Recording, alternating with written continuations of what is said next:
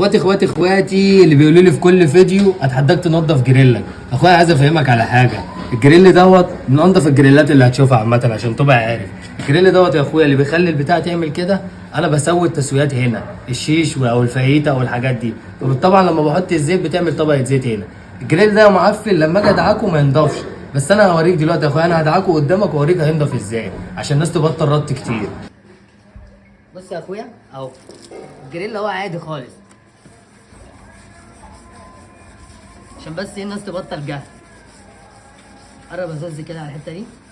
بص يا اخويا، بص الجريل بقى ينور ازاي. استنى بس انا انضفه، خليكم معايا بس وانا اوريكم الجريل ده بيبرد.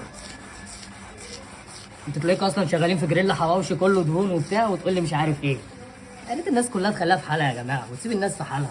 معفن لنفسه والوحش وحش لنفسه، محدش يقعد يحرق على حد ويعاتب عليه.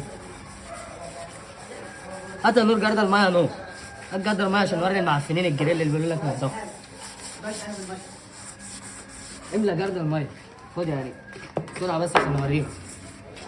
انا بس تشوف الجريلا اللي بتقول لي معفن انت.